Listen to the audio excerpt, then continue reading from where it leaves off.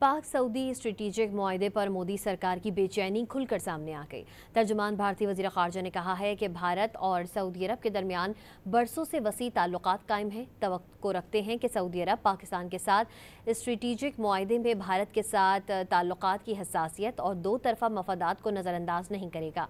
एक सवाल के जवाब में तर्जुमान रणधीर जायसवाल ने कहा कि भारत पाकिस्तान के साथ तनाज़ात के हल के लिए किसी मुल्क की साज़िश कबूल नहीं करेगा। तर्जुमान ने कहा कि चाबहार पोर्ट से मुतालिक अमरीकी पाबंदियों के असरात का जायजा ले रहे हैं।